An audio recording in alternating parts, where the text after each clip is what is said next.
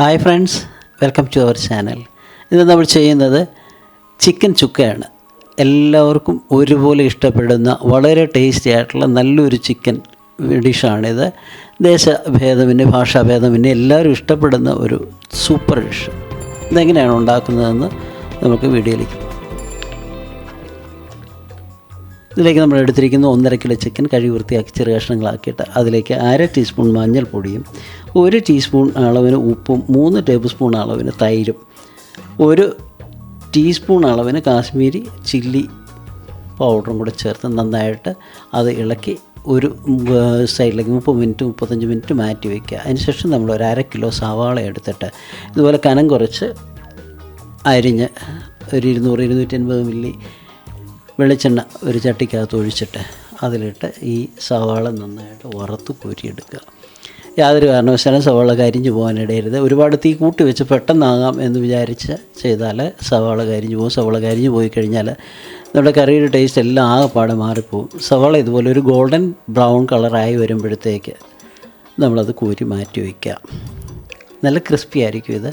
ഇങ്ങനെ മാറ്റി വയ്ക്കുക. മാറ്റി വെച്ചതിന് ശേഷം നമ്മൾ ആ സവാള വറുത്ത് കോരിയ എണ്ണയിൽ തന്നെ ഒരു 3 ടേബിൾ സ്പൂൺ എണ്ണ ഒഴിച്ചിട്ട് അതിലേക്ക് 2 ടേബിൾ സ്പൂൺ അളവിലേക്ക് ചതച്ച വെളുത്തുള്ളി ചേർത്ത് നന്നായിട്ടൊന്ന് ഇളക്കി കൊടുത്തിട്ട് 1 ടേബിൾ സ്പൂൺ അളവിൽ ഇഞ്ചി ചതച്ചും കൂടി ചേർത്ത് അത് ഇളക്കി കൊടുക്കുക. ഇതൊന്ന് നന്നായിട്ട് മൂത്ത് വരുമ്പോൾ അതിൻ്റെ പച്ച ഇതൊന്ന് മാറിക്കഴിയുമ്പോൾ അതിലേക്ക് 2 പച്ചമുളക് കീറിയതിട്ട് കൊടുക്കുക. പച്ചമുളക് കൂടെ ഇട്ട് ഒന്ന് ഇളക്കിയതിന് ശേഷം നമ്മൾ അതിലേക്ക് ഒരു പിടി കരിവേപ്പില അതിലേക്ക് ഇട്ട് കൊടുക്കുക. കരിവേപ്പില കൂടി ഇട്ട് നന്നായിട്ടൊന്ന് ഇളക്കുക.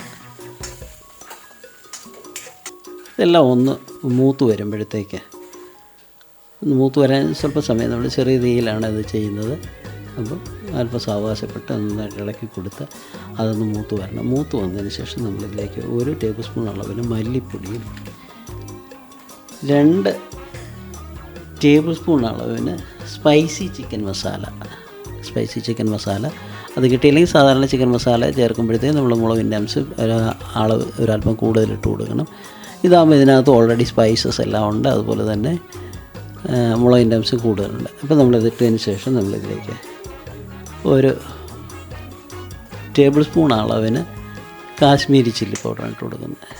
കാശ്മീരി ചില്ലി പൗഡർ ആകുമ്പോൾ നമുക്ക് കളർ കിട്ടും, ഒരുപാട് എരിവ് ഉണ്ടാകത്തില്ല.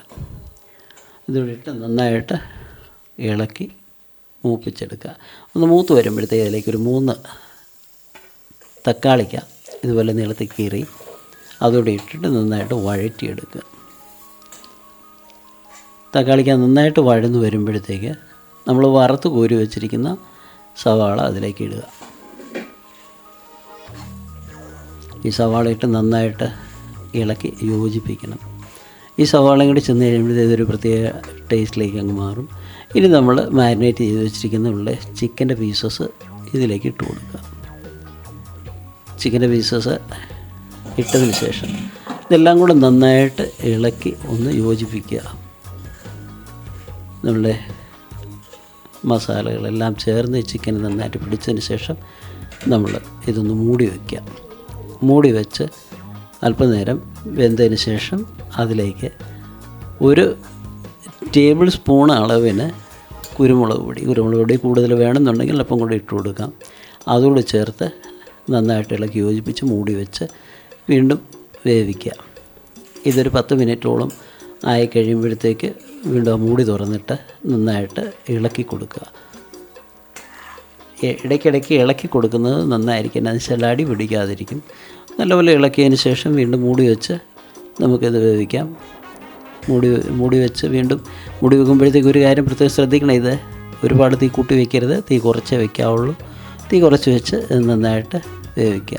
അതിനുശേഷം മൂടി എടുത്തിട്ട് നന്നായിട്ട് ഇളക്കി ചേർത്ത് ഒന്ന് പറ്റി വരുമ്പോഴത്തേക്ക് നമ്മളുടെ ചിക്കൻ ചുക്ക റെഡി. ഇതിന് ടോട്ടലി ഒരു 25 മിനിറ്റ് സമയമെടുക്കും. ഇപ്പം നമ്മുടെ കറി റെഡി ആയിട്ടുണ്ട്. ഈ വീഡിയോ നിങ്ങൾക്കൊക്കെയും ഇഷ്ടമായെങ്കിൽ ഒന്ന് ലൈക്ക് ചെയ്യാനും ഷെയർ ചെയ്യാനും സബ്സ്ക്രൈബ് ചെയ്യാനും മറക്കരുത്. നിങ്ങളൊക്കെയും പ്രോത്സാഹനം എപ്പോഴും പ്രതീക്ഷിച്ചുകൊണ്ട് തന്നെയാണ് ഞങ്ങളിരിക്കുന്നത്. ഈ റെസിപ്പി ഒന്ന് ചെയ്ത് നോക്കുക. നിങ്ങളുടെ അഭിപ്രായങ്ങളും നിർദ്ദേശങ്ങളും ഞങ്ങളെ അറിയിക്കാൻ മറക്കരുത്. എല്ലാവരുടെയും സഹകരണത്തിന് ഒരു പ്രാവശ്യം കൂടി നന്ദി പറഞ്ഞുകൊണ്ട് തൽക്കാലം ഞാൻ പുതിയൊരു വീഡിയോ ആയി വരുന്നിടം വരത്തേക്കും വിട വാങ്ങുന്നു. എല്ലാവർക്കും സ്നേഹത്തോടെ ഗുഡ് ബൈ.